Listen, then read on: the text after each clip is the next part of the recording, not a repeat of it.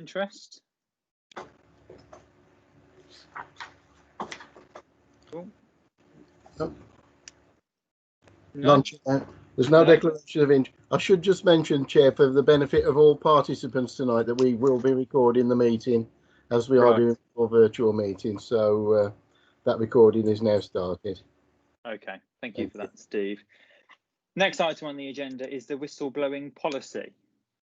I'm not too sure which, I'll just open my committee paper. I'll take that, Chair, Mohammed. Ah, brilliant. Thank you. Okay. Yeah. Thank you. This is for those members who have been on this committee for a while now will be familiar with this annual report on the whistleblowing policy.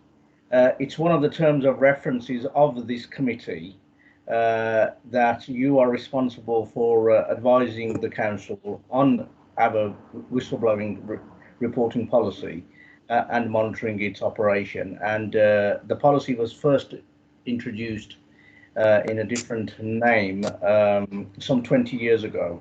And we have an annual update. I've had a look at this before the lockdown, fortunately, and it starts from page 4 of the yellow book. You'll be pleased to hear that this year there have been no significant changes, and the only change made are in relation to contact officers who in the previous 12 months were identified in the policy and have now moved on elsewhere, so they've been replaced. And then as part of my annual exercise, as you will be familiar, what I do is a survey of each directorate and ask a number of standard questions. And again, we did this survey in February this year, just before the lockdown. And so as well as actually reviewing the policy, I also undertook the survey. The first question is, are you aware of any use of the policy? Ask for the details.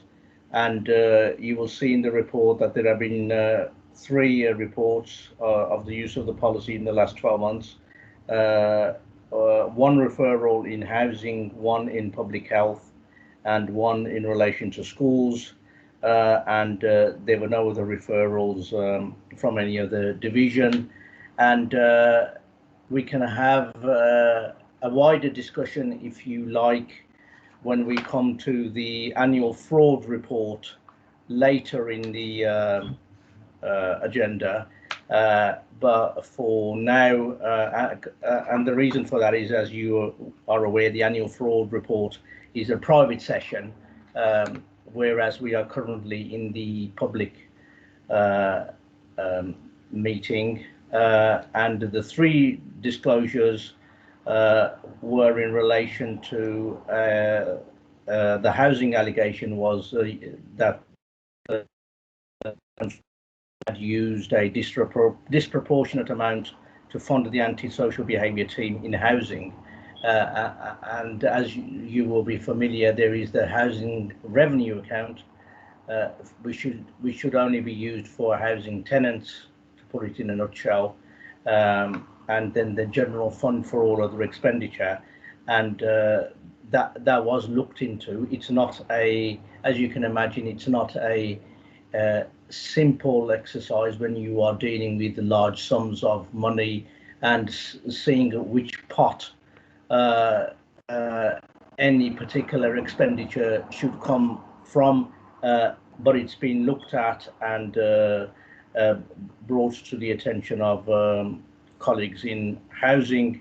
And the 2 other matters were in relation to a complaint about someone who was a contractor in public health, which we can discuss further in the annual fraud report, and a schools referral, which again, if you so wish, we can discuss in the annual fraud report item, but suffice to say that that was a school referral, and as you again will be familiar, governing bodies of schools have responsibilities for matters relating to the management of staff, and that was referred back to the schools.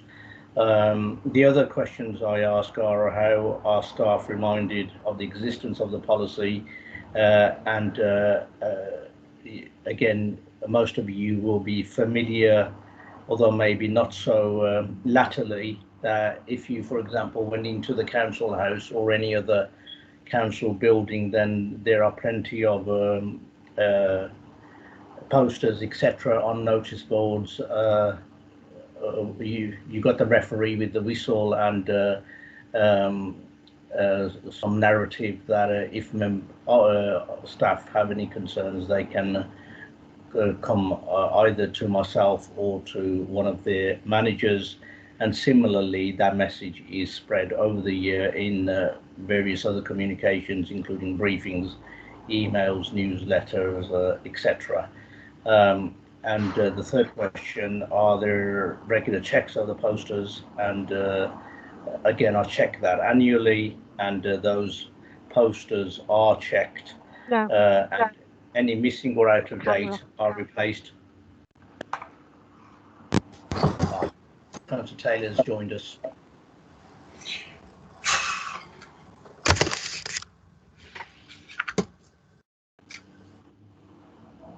Councillor Taylor, Mohammed Farouk, I'm just Councillor Taylor report. Hello there. Sorry I'm late. I've been trying since 5 to get into the meeting. Not to worry. Okay. Where we got to? We're on the whistleblowing policy. Oh, great. Fine. Okay. And so I was just saying that one of the questions I ask is in relation to regular checks of posters and leaflets.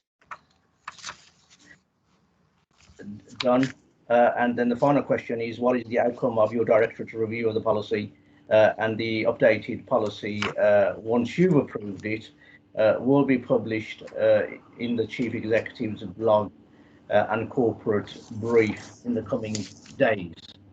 Happy to take any questions. I was quite happy reading it through. It hasn't been changed a lot anyway, has it? Anybody else, any queries, questions? So we take it that Yes, Chair, I think Councillor Partridge is indicating. Oh, I can't see it. Oh, yep, found her. Yes. Okay. Yes, Gary.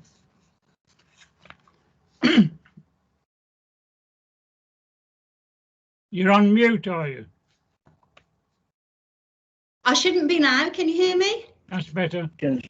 Okay, sorry about that. That's A couple right. of questions to ask, if that's okay with you.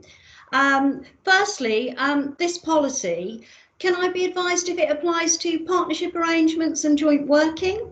And by that, I'm talking about third sector charities, public and non-public organisations. And of course, I'm aware from some of the text right in here that sort of like contracting out arrangements, so suppliers and so on are also covered. So my simple question is, sort of like how extensive is this whistleblowing policy, and what attempts do we make to ensure that everybody does understand it? And just so you know, I have got a couple of other questions as well. Thank you. Right. Yes, ma'am. You're frozen, Mo. Yes, I think Mohammed's video feed is frozen. He's been having trouble with it all day, Chair. So I have made a note of that question, and if we can get him back, we'll. If not, I'll have to promise Councillor Partridge a written reply to that. Okay, I think sort of. Your other questions. Yeah, my other question is, does this actually apply to councillors, and how many councillors have actually used it during the course of the last 10 years?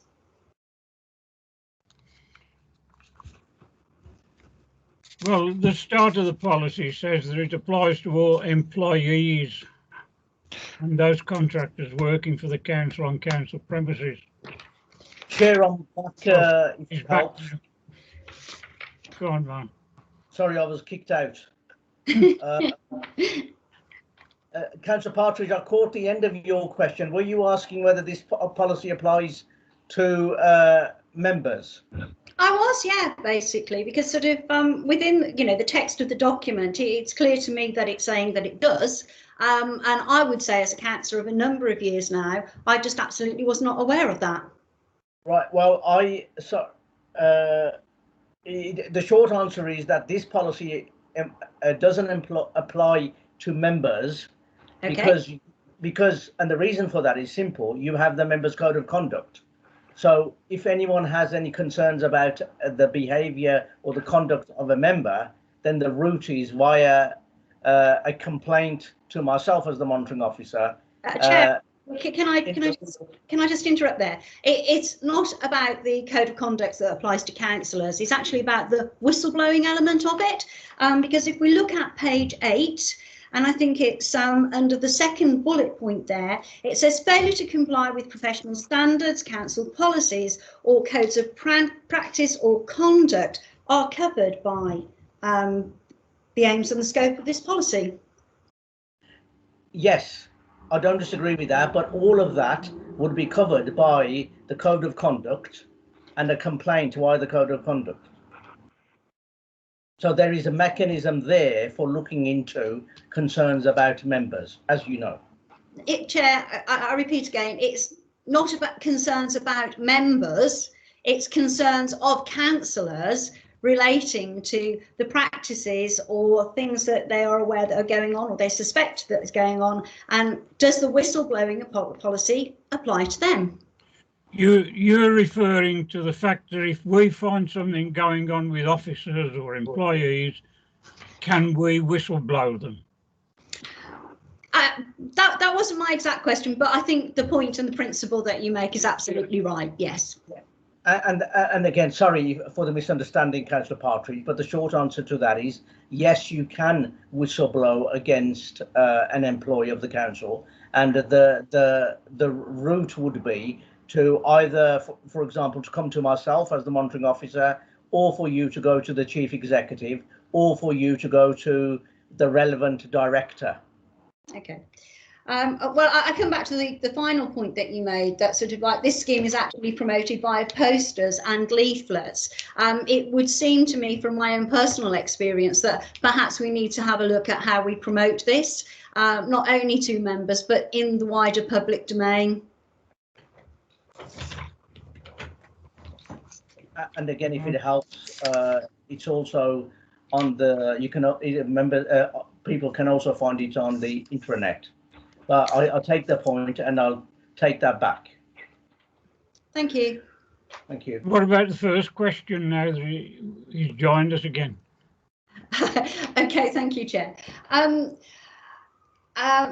Mohammed, my first question was to ask whether this policy actually applies to partnership arrangements, both the formal and the informal ones, where we have joint working perhaps with charities, with other government organisations or even private sector organisations. I think, as you know, there have been a lot of changes to how the local authority delivers services and promotes its aims and objectives.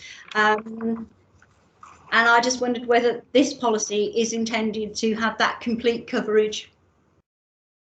If I refer you to page 13 of the report,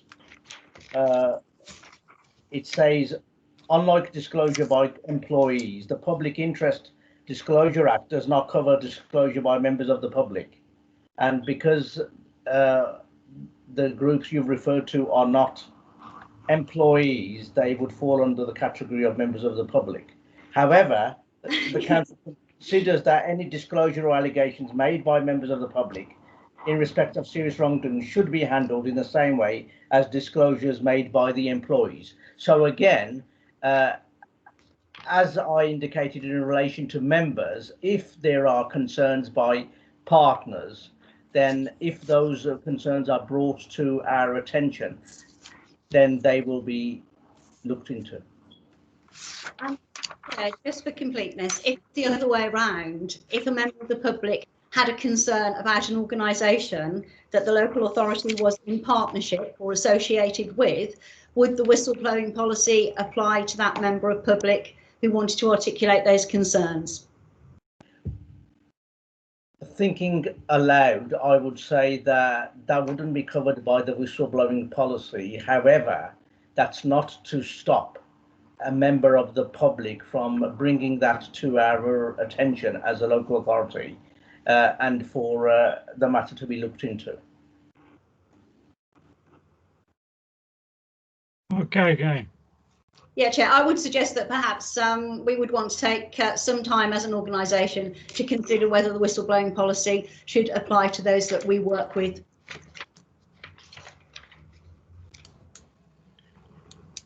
I suppose this could be looked at and thought about, see whether it is available to them. Thank you, Chair. Well, okay, I can't see any more hands up. So we just have to note the outcome of the recent monitoring of this whistleblowing program, policy. So we now move on to item 5, which is risk management. Who's taking this one, Ian? I'll take this one. Thank you, Chair, with some assistance from Rachel Cooper later on in the item. The report starts on page 20. This is the usual process, one of the 3 times in the year when the committee considers risk. The committee last considered risk at its February meeting, and at that meeting indicated that at this meeting, the summer meeting, you would want an update on risk R287 in relation to the payment card industry standards. In view of what has happened since February, the Chair has also asked that I give the committee an update on the financial impact of the COVID-19 pandemic. So I've included that. So as per the normal approach, we have a presentation. I think Steve is going to put the presentation up on the screen in just a second. Steve, thanks. Hopefully this is visible to everyone. I don't know if we can go in. Can we go into yes, presentation mode? So that's just a little bit larger for everyone to see. So first of all, I'll go through in relation to the COVID-19 financial impact, and then I'll take a pause there, perhaps for questions, and then I'll let Rachel talk about the payment card industry risk. I could probably go on for a very, very long time about the COVID-19 financial impact. I will try to cut to the chase and keep this fairly brief.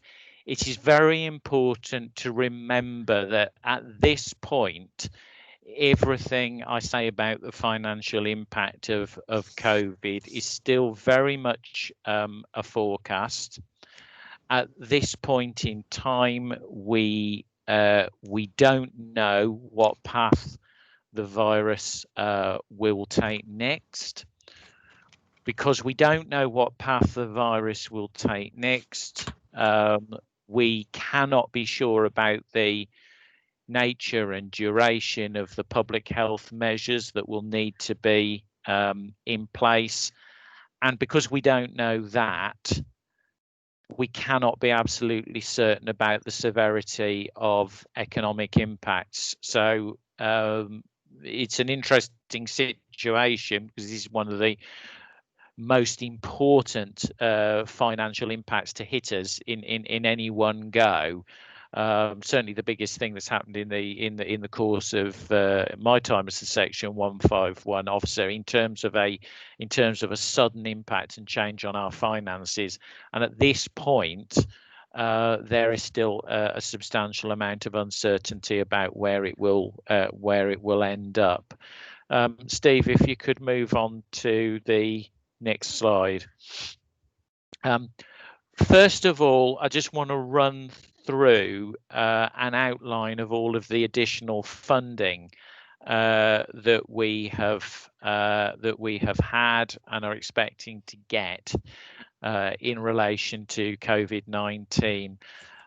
There are a couple of items there which I've shown in italics, and I actually want to skip past those because for the purposes of this slide, and go into them in more detail on a couple more slides that come after this one.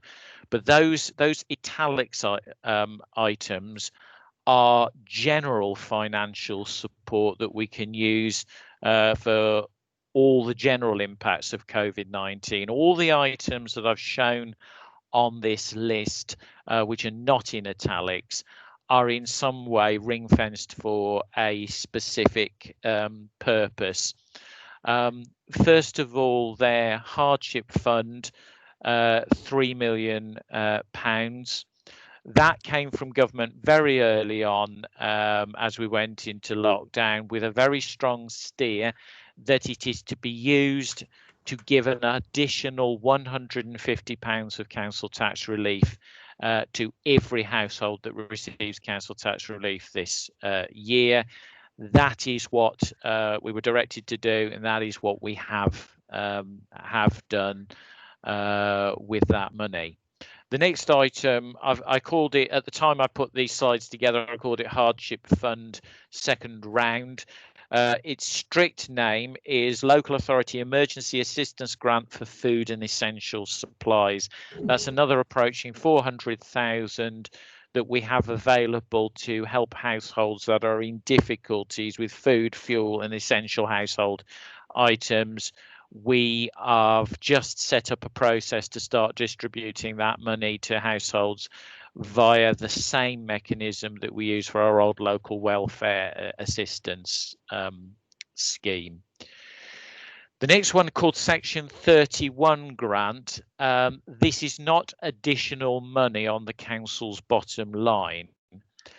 We get this grant because the government has directed us to give 100% business rate relief to all properties in retail, leisure, hospitality and nurses. That takes away around half of our business rates income, so the government compensates us with Section 31 grant. The next bit, business grants, we received an initial working allocation of 66.6 million. That was put out to us based on a government formula, which is not entirely clear, but with an understanding that what we didn't actually manage to use on eligible businesses would come back to the government at the end of that. We actually expect at this point that we'll get to 57, maybe 58 million of spend on that. We have so far paid out around 56.5 million to over 5,000 businesses using that grant money. The government are asking us now to wrap that up and looking for us to start to bring those schemes to an end at the end of August. There's a specific 2.9 million there that came out to that we're to distribute and have distributed to care homes to help them with infection control measures. Some money there for reopening high streets, and we've also got 1.9 million for test, track and trace. There are a couple of items there where the actual amount of money after that is to be confirmed. But in terms of money that we know, we have received or about to receive £141.8 million. But I need to emphasise most of those items come with directions to use them for the purposes for which they're sat in, and in some cases to return them if they can't be used in that way. The next two slides I'm going to come on to focus on the general COVID-19 grant and the purposes to which we forecast we will need to use it. Our forecast for COVID-19 general costs are now set out over the next couple of slides. On that first slide there, you can see that some of the significant areas of impact. You won't be surprised to hear we identify significant impact in adult services, also quite significant in children's. Under commercial and customer services, this is just how we organise things in the accounts. I've included in there 2 million for personal protective equipment. We've just put it in there because commercial and customer services have played a central role in procuring that equipment. When we do produce the final accounts, we will have to try and charge it out to where it's actually been used. One of the things we will be seeing is loss of income that we would have been relying on from cancelled events. There have been significant costs in ICT, needing to roll out laptops to employees who otherwise would have not been able to work at home through lockdown, and also upgrading some of the systems like our firewall to actually be able to deal with the sheer volume of work that we've been doing in that way. That's where we also show our contribution, Dudley's expected contribution to the regional mortuary that was set up in case of excess deaths. There are a number of items there under corporate treasury and allocated 1.4 million of loss of income. That's unnarrated because some of this is commercially confidential related to our investments, but some of those investments suffer under the economic conditions that we're under. I won't go into some of the smaller items. Moving on the next slide. Again, losses in and additional costs in public realm. And not surprisingly, regeneration and enterprise, because that's where you have things like our leisure operations, which were closed through lockdown, where we have reopened, but we're expecting to see a period of significantly reduced patronage. Catering has lost income because school catering was shut down largely shut down for the summer term, and a number of other areas there where there are significant costs. So in terms of costs and loss of service income, we're up to 20.3 million at this point. This is our best estimate at this point in the year of the total service pressure. We will obviously keep reviewing that as the year goes on. I just remind you of that health warning I gave you at the beginning. We are also forecasting, and again, this can only be a forecast, that we will see a almost 10 million drop in our collection fund income, i.e. our income from council tax and business rates as a result of the impact. Again, that's a forecast, but just to pick some facts out of the air, we saw an increase of around 2,000 in the first quarter of the year in terms of the numbers of households eligible for a council tax reduction.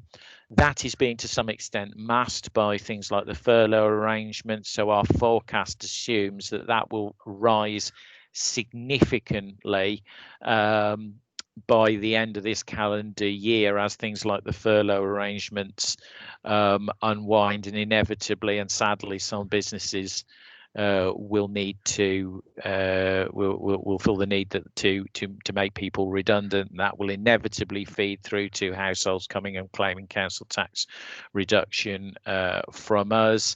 By the end of June, we'd seen around a 9.5% reduction in our business rates income. When I talk about our business rates income, that's the residual businesses that are still required to pay business rates this year, not the ones that have received business rates relief.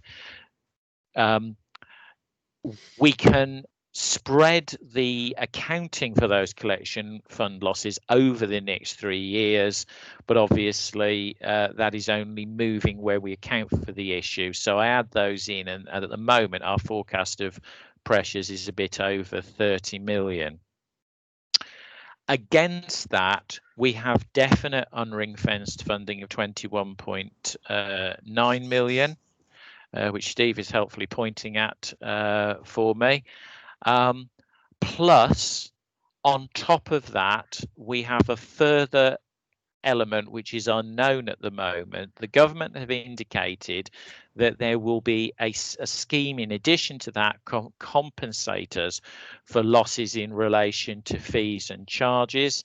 They have given the outline principles of how that should work, which are broadly speaking that we will be expected to take the first 5% hit, and then government will pay 75p in the pound of the net loss. Government will expect us to, where appropriate, to reduce controllable variable costs as the income reduces. So, for example, they will have expected us to turn all the equipment off in the leisure centres while the leisure centres were closed, and reduce the energy usage. They won't expect us to buy foodstuffs to prepare meals that nobody needs and nobody's paying for. So they will expect some reductions, but beyond that, the government still have not provided us with the detail spreadsheet and the detailed calculations to calculate how much money we will get from that. So at the moment, I can't put a figure on that. But it is likely, subject to what the government says, to be a several £1 million of additional income on top. If you were to press me to guess at a number, I would say it would probably be in the range between 3 and 5 million. But I wouldn't like to be pressed any further than that at the moment. A lot of what we're talking about, I'll just highlight a couple of points there. A lot of what we're talking about, particularly the long-tailed economic impacts of what has happened here, will still be with us in future years. So we will start to need to build up forecasts of how much business rates and council tax could still be reduced next year. To however much there is an economic recovery, inevitably there will still be businesses that are still struggling next year. There will still be households that are financially struggling next year. And at this stage, we only know about the additional government support in the current year. We're waiting for the autumn and the comprehensive spending review to know to what extent we will get additional government support in future years, because there will be ongoing impacts in future years. Sorry, that's a real whistle-stop tour of a massive financial impact on the council. I'll pause there for breath, and I'm happy to take questions before Rachel moves on to PCI compliance. One hand's gone up. I can't say who it is. It's on my computer. It's Councillor Jackie Cowell. Oh, Chair. right, Jackie, carry on.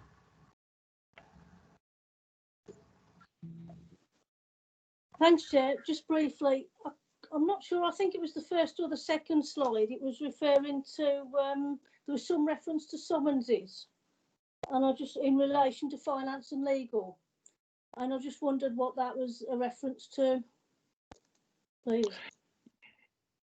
Yeah, I can answer that through you, Chair. One of the actions that we have taken, in fact, one of the actions that we're required by law to take has been restrictions on our ability to undertake recovery action, and even if those government restrictions had not been in place, we would have taken a decision locally, I think, to hold back on recovery activity.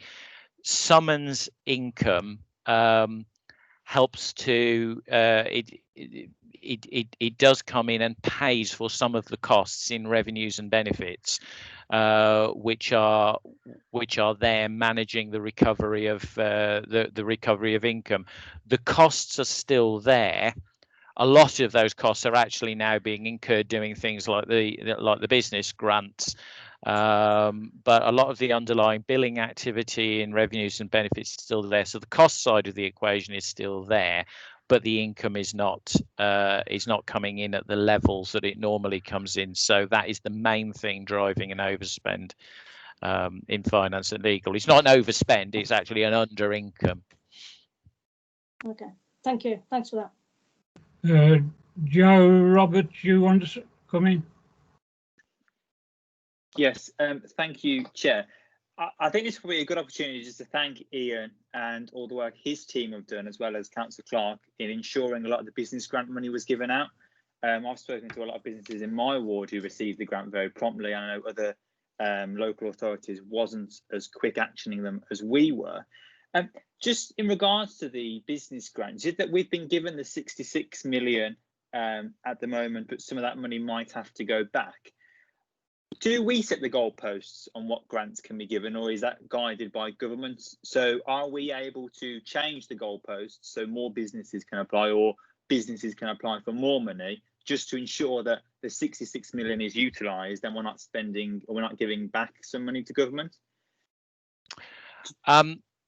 Yeah, I'll answer that again. The vast majority of the award of those grants is following government guidance. So most of the grant money that goes out will go out in relation to the Small Business Grant Fund and the Retail, Hospitality and Leisure Grants Fund. The rules of those funds are set by government, and there is very, very limited discretion around the edges what we can do with that money. But those are basically either 10,000 grants or £25,000 grants.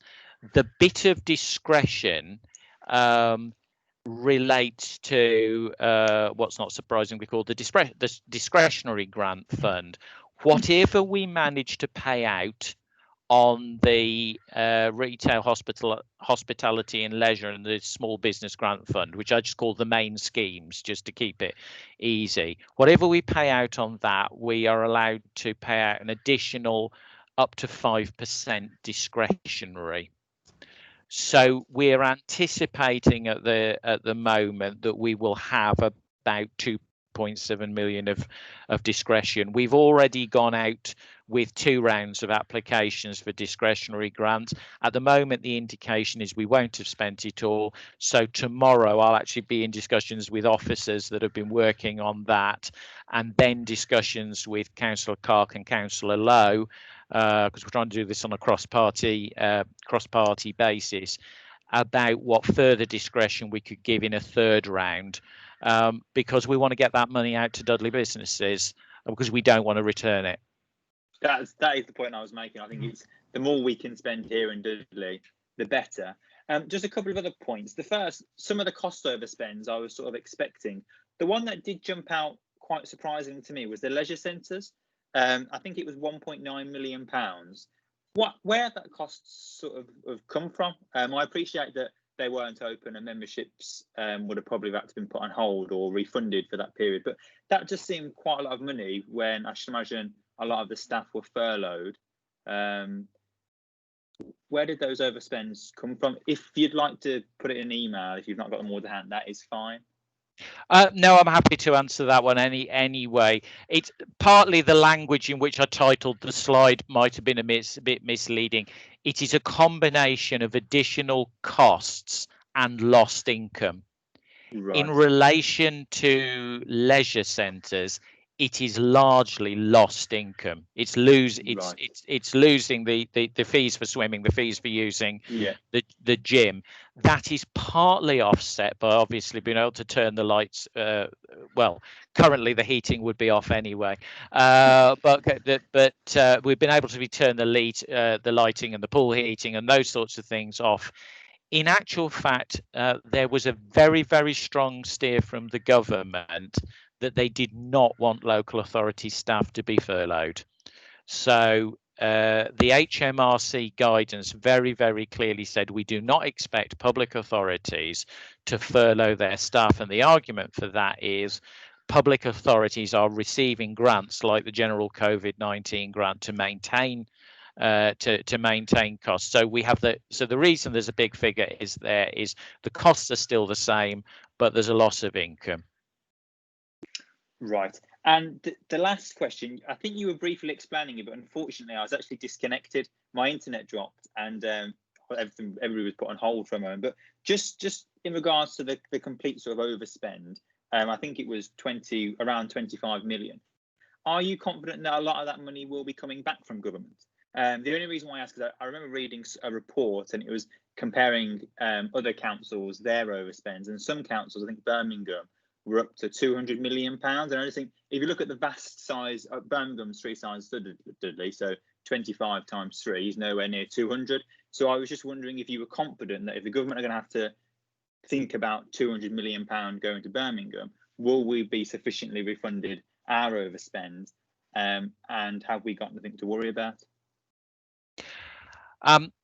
At the moment, the position is that I got a forecast impact in the current year of 30.2 million and definite known income against that of 21.9 million. So that leaves a gap.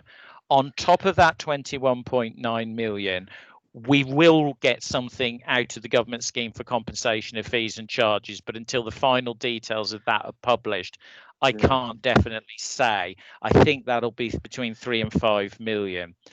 There is going to be a gap, I think, based on current indications between the financial impact this has in the year and the amount of additional government grant that we are receiving. What government have in relation to the question, is that something we should worry about, and the side reference to Birmingham? What the government have said is, if with this additional funding local authorities are still in trouble, approach us so we can discuss what additional freedoms could be put in place in order to help you to manage out of that position. The government's priority at the moment is to talk. They've got a limited number of civil servants working on this. Their priority is to talk to local authorities which are in immediate difficulty. Local authorities where the Section 151 officer is saying, I am seriously concerned about getting to the end of the current financial year. Dudley is not in that position. And therefore we haven't got into those detailed conversations. I think we'll have a clearer picture of the long-term view when we get past the comprehensive spending review, and also which will be in the autumn, and also by the time we get into the autumn, perhaps we'll have a bit more idea where the virus is taking us, what the public health measures are, what economic disruption that is or isn't causing. Right. Thank you. Okay, no one else. Well, thank you for that. Chair, Councillor Partridge wants to speak. Oh, can't see any hand there. Carry on, Guy. Thank you. Chair, just wanted to ask a few questions about the local welfare assistance scheme, this £400 million, which is going to be available. Very much welcome that. I think Ian did say right that the intention was to roll out a scheme that was similar in terms of the one that we had in previous years. What I would say about that is that's very difficult for many people to access, especially if they are in real difficulty. The cost of calling into the local authority and hanging on the telephone line waiting for someone to actually speak with them is almost prohibitive, and because many people don't have access to the internet and they don't have access to printing facilities to print off gas and electricity vouchers, and of course, as Ian will know, at the moment there is only Dudley Council Plus which is available as a local authority office for people to get to, and that can mean a long walk for a lot of people, or perhaps a £3 bus pass, which many people don't have. Thank you. Okay, just to clarify on that point, unfortunately it's 400,000 and not 400 million, but still 400,000 is a help.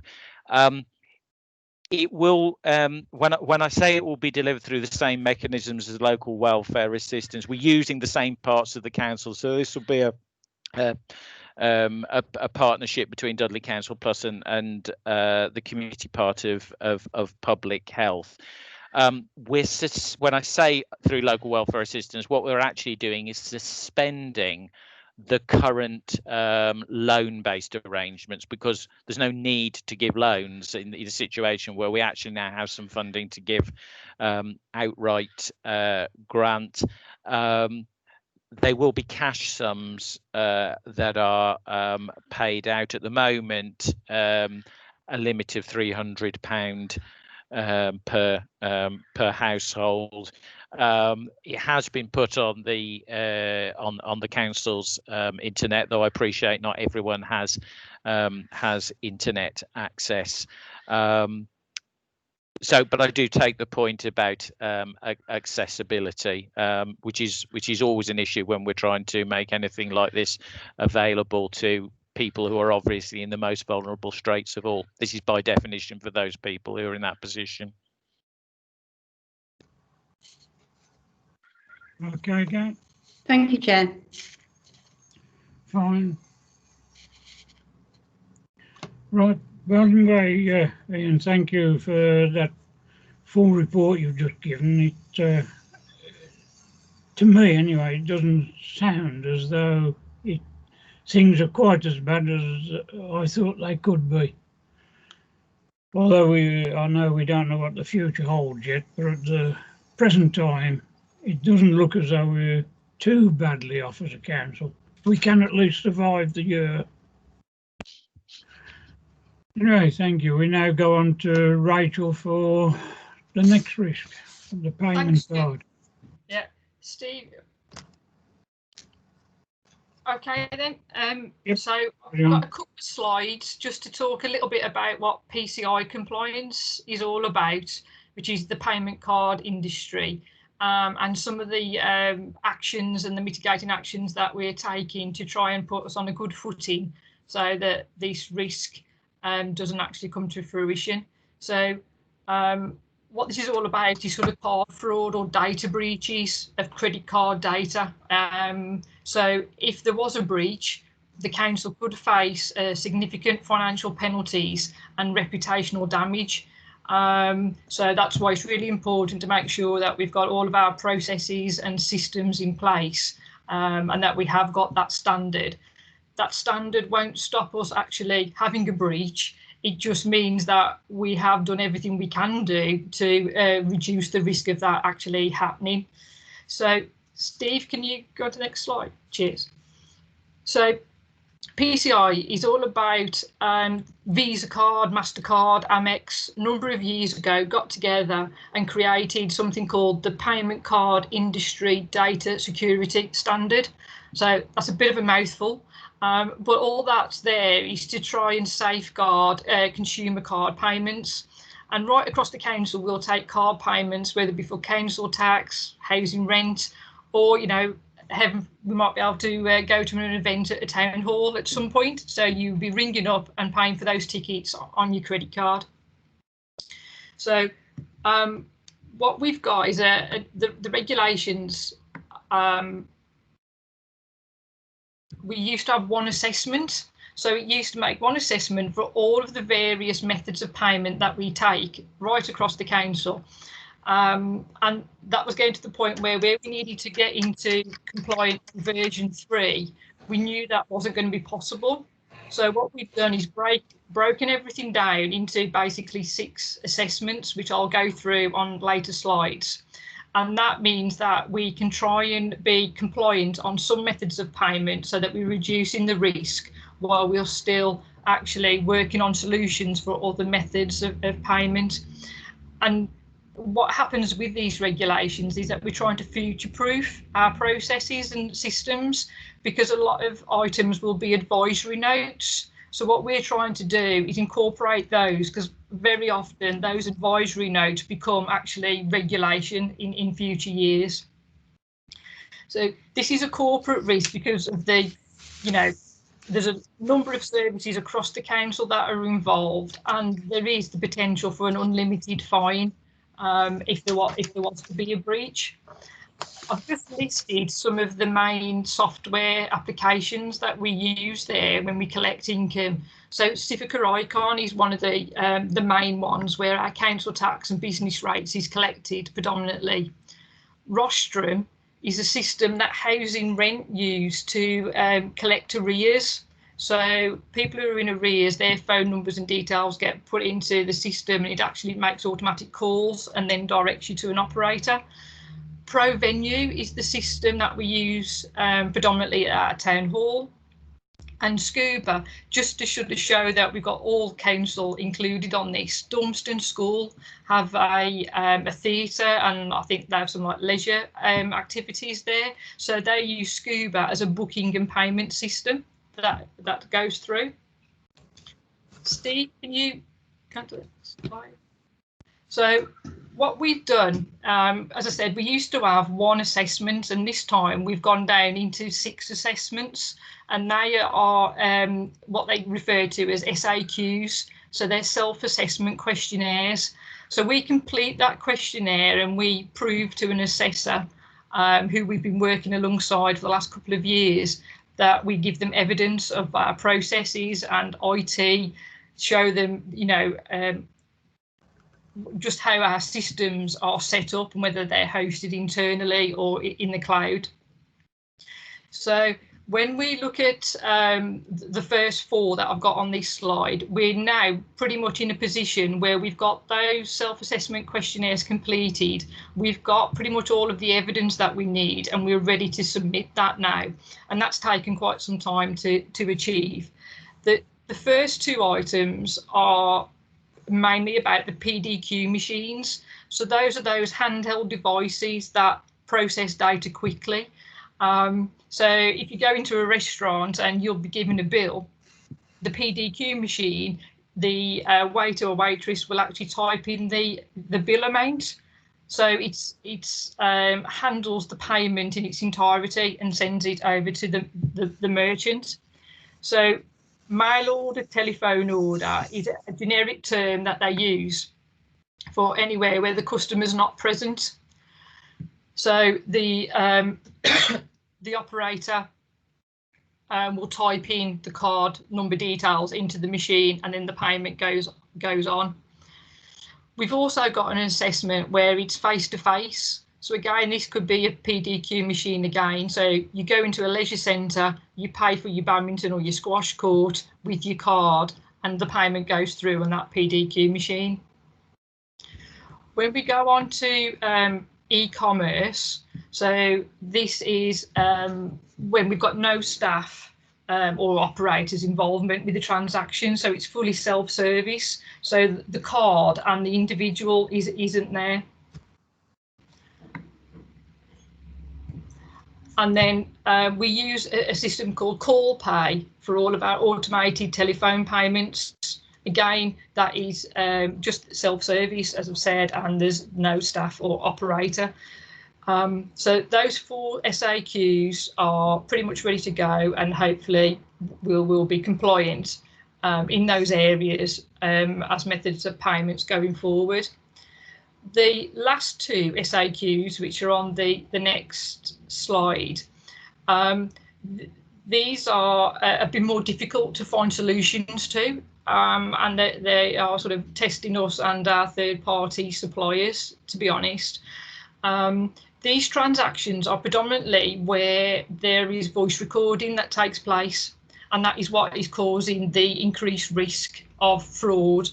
So we've got Dudley Council Plus and Rent Control. They will record their conversations with their clients, and because of that conversation can go over the council's network and be recorded, it's deemed as a higher risk.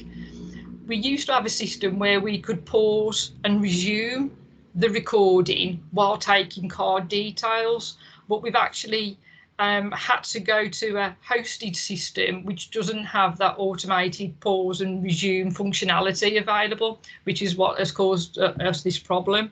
So these are transactions that are over the telephone but don't involve a Pdq machine. It's just the basic chip and pin machine. And we found a piece of software called Semaphone, which will integrate with our Civica icon system. So the voice recording can carry on, but when the individual has to make a payment, instead of reading the card number out over the phone and the operator typing the details into their chip and pin device, the customer or client will actually type their card detail numbers in over the telephone. So all the operator hears is just the ringtone of buttons being pressed. There's no actual recording of the card number. And when this comes in, this facility, it will enable us to be able to take card payments for by staff working at home, because at the moment we are having to have staff in the office to take these type of payments. This has taken us quite some time to actually procure the software and work with the other software applications to get it so that it can be integrated. IT are currently testing and installing the system, and we're hoping that we can go live in the autumn, at which point we will be ready to submit the self-assessment questionnaire for that method of payment. The final one, we're sort of in a bit of limbo at the moment. There's a pilot scheme going on that Civica and MasterCard are trialling, and we're waiting for the outcome of that pilot to know whether we can go forward with that as a solution. But point-to-point encryption, again, it's when you've got a transaction on one of these dummy chip and pin devices. If you see them out, they look the same, a Pdq machine and a chip and pin device. But what you'll see with the Pdq machine is that it's end-to-end, in that the payment goes through the card machine and then goes out to the merchant. The chip and pin device is normally attached to a PC or a till point. So if you go into a shop and the sales assistant scans the barcodes, it comes up on the till that you need to pay £20. That will then push the £20 to that dummy terminal that's on the till point, and you can see there's £20 and you make your £20 payment.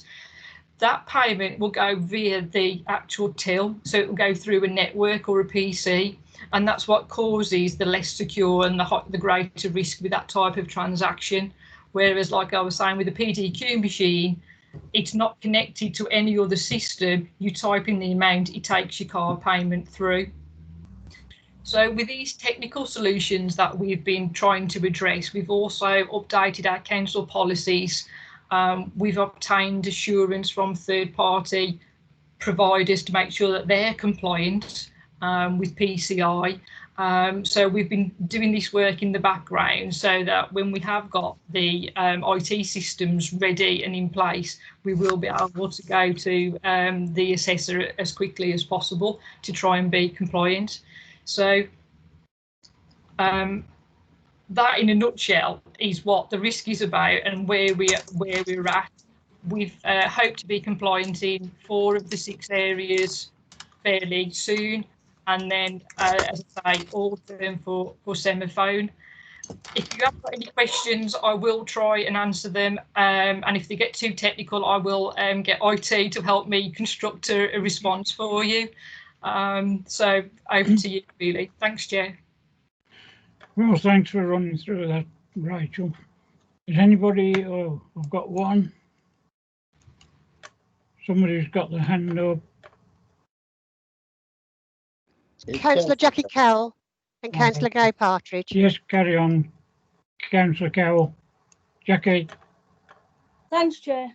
Yeah, it's a question that it relates to this. I think it's the rostrum system where it makes auto calls out to rent arrears. I am aware of somebody raising an issue around the fact that they were actually in receipt of full benefits, so they weren't actually personally paying anything at all, and yet they still received a call from this system. Now, they were aware of, they sort of played up about it because they knew that it was being paid properly. But I just wonder whether some of our more vulnerable clients receiving a call like that might end up sort of, if you like, being persuaded to pay unnecessarily, and whether that was covered by these kind of regulations, and whether there's any breach or any implication around that. I think that's one that I need to take back to our housing team, just to be really clear about what data feeds the rostrum system to trigger those calls.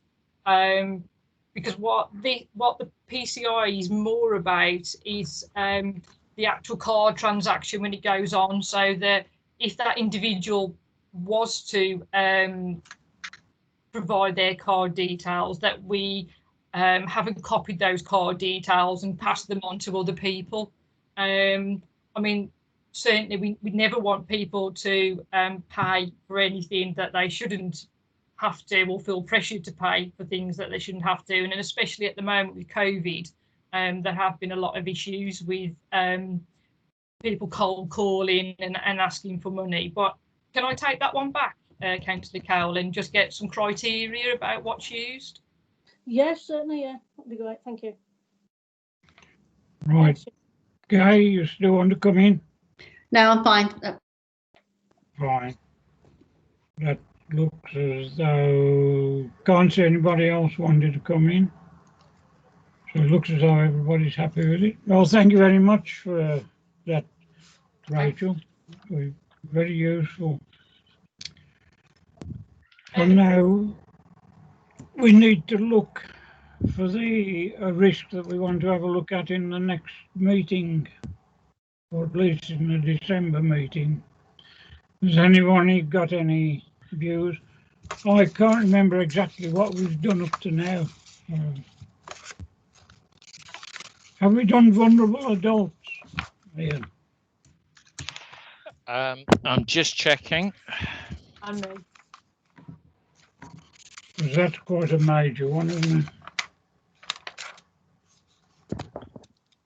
That was probably done as vulnerable people some time ago, Chair. So Yeah, just to clarify, when we started doing this process, we had a single risk for vulnerable people, and I am sure I remember Matt Boucher and coming along and talking about the risk on vulnerable people. What we have subsequently done is split people into adults and children as two separate risks, and we haven't looked at each one separately. Unless anyone's got any other preference, that's something we could do next time. I just took one of the major risks that I know or thought we may not have done. So it do was we all? Quite some time ago. Well, we might as well put that one in as the next one to look at in December. Okay. Thank you. Chair, just to clarify, so the next risk you want to look at is vulnerable adults. Is that correct? Which Thank is you. what, 342?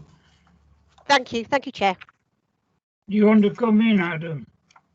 No, it's fine, thanks. Only you've knocked your mic off. I thought you might. Oh, sorry. I'm keeping my eye on you.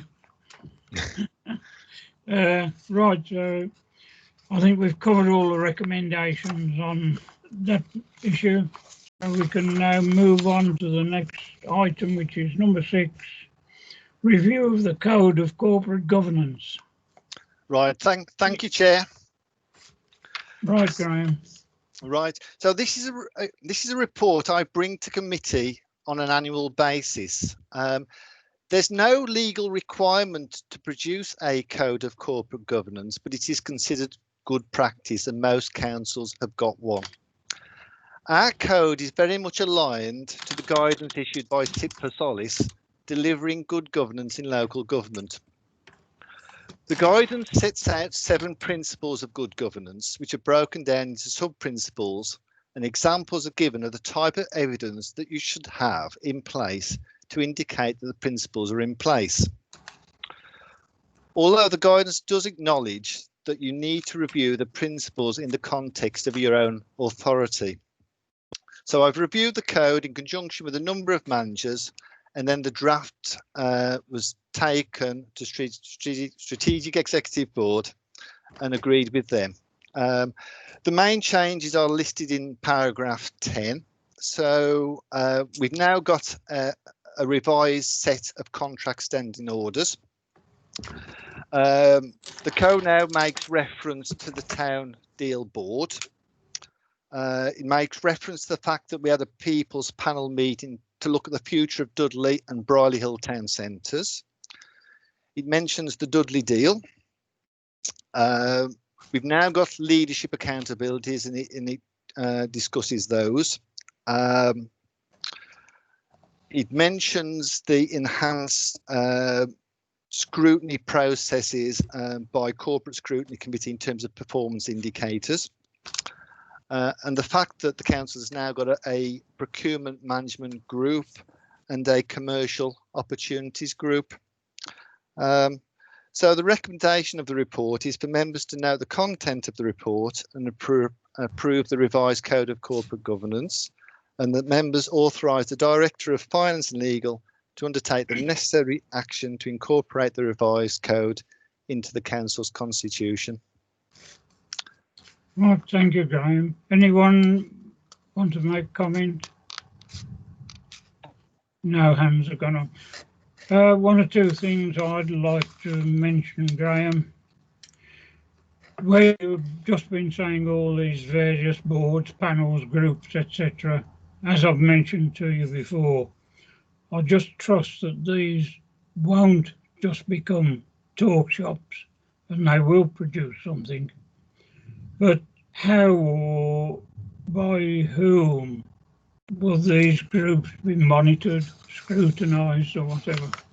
Just to make sure they're not just meeting, chatting and coming. Yeah, Chair, I think that's a very good question. And I guess it's probably down to the chair of each group to make that determination, to make sure that group is effective and delivering on its objectives. As part of our annual internal audit plan, in terms of audit work, we do look at a lot of these groups and we see whether they are effective and delivering on their terms of reference. Great. Well, you know, as I say, I just hope they're not talking and they do come up with, you know, good solutions. The other thing I just like confirmation on page 40. It says the top 350 were asked to confirm their adherence to the code of practice. Okay. Yes. Have all these replied and adhere to it? Chair, the exercise was done a couple of years ago now, and from memory, I don't think all 350 responded. As you can imagine, it's quite hard work in getting responses from external organisations. We did our best. You don't get them from internal organisations, do you, let alone external? Well, that's correct. Now, I just wondered if they are we looking to chase them up just to make sure they're looking at the code, or are we happy that they are? I think what I propose to do, and I'm going to speak to our corporate fraud manager on this, is to run the exercise again, hopefully this year, and pick out the current 350 suppliers of the council and get them to agree to the council's code of practice. Lovely. Right, thanks very much. So, as Graham said, the recommendations. Chair, we have got two members indicating, Councillor Cowell and Councillor Partridge. So, sorry there. Go on then, Jackie. Thanks, Chair. I've got one point and 4 questions, but don't panic, they're not long-winded ones. The first one is right at the front of the report on page 34. It does suggest that there are some issues still to be addressed, and I just wondered issues to be addressed with the council's governance framework, and I just wondered what those were, please. Chair, shall I answer that? Yeah, carry on. Yeah. As you know, Councillor, internal audit reviews a lot of different areas and report lots of findings back to this committee. Many of these findings relate to governance issues, to be honest. So there is always issues to be addressed. So it is an ongoing process of, getting things rectified. Okay, thanks. The other one is on page 39, under the sub-principle behaving with integrity. It refers to a developer selection protocol. The 3rd bullet point up from that section, and I just wondered what that was and where I might find it. Well, you can find it as part of the council's constitution. And as far as I'm aware, it is very much to do with planning matters, Councillor. Right, yeah. But if I could send the link to you, would that help? Yeah, it would be useful. I mean, yeah, if you could please, yeah.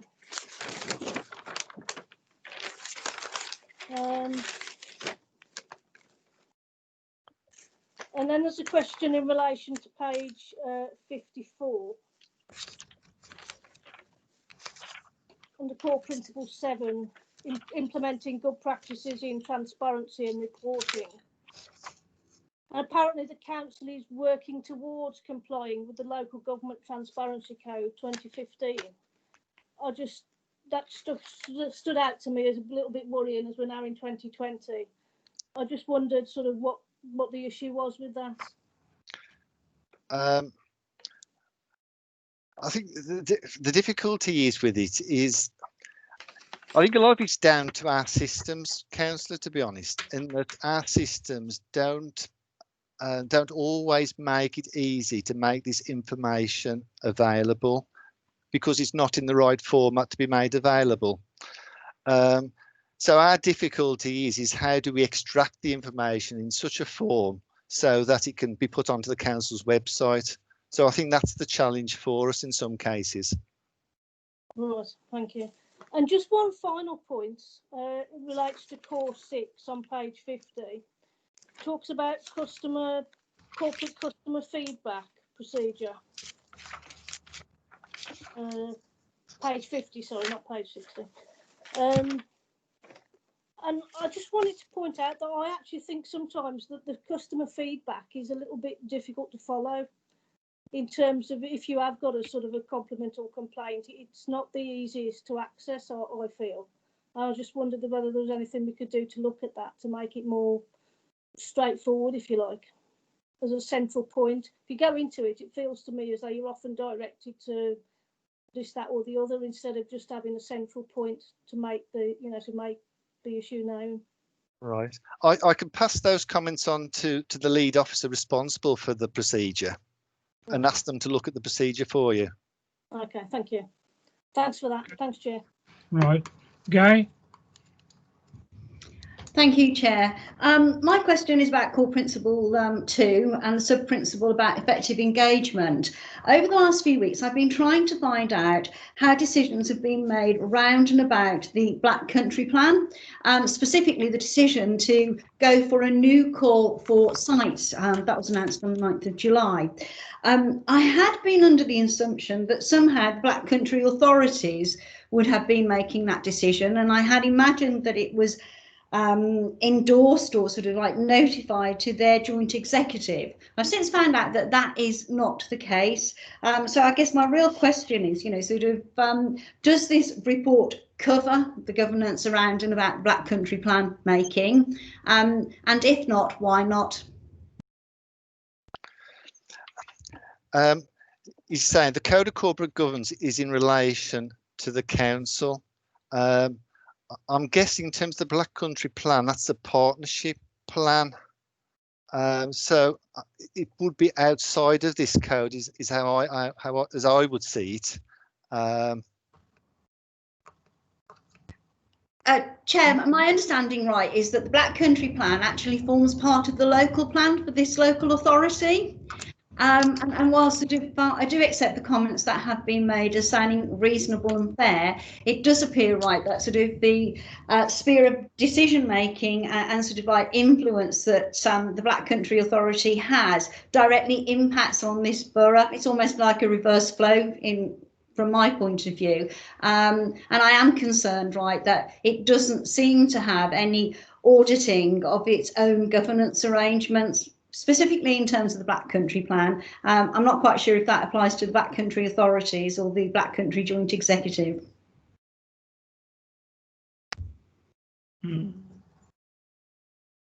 comment. Right, and Chair, can I consider that further and come back with a response to the councillor? yeah, fine. Yeah, certainly. Right, doesn't look as though we've got anyone else coming into it. So I take it that all the recommendations that Graham mentioned at the beginning, we agree to. No dissent, so take it as read. Item 7. To consider any questions from members to the chair where 2 days clear notice has been given to the monitoring officer, which is under Council Procedure Rule 11.8. Yes, so Chair. far, in my experience as a councillor chair of a meeting, this is the first time I've had a question to the chair. It has been sent out by email, both the question and the response, which is quite a lengthy one. I trust you have all gone through it, read it. I'll come back to anyone that wants to make comment. First of all, Guy, you put the question in. Any further comment you wish to make? No, Chair, I'd just like to thank officers for getting the response so speedily. Very impressive and most welcome. Thank you. Right, thank you. Right, we're all okay with that? Under the provision of Part 1 of Schedule 12A, Local Government Act, we now have to make a resolution to exclude the public and the press.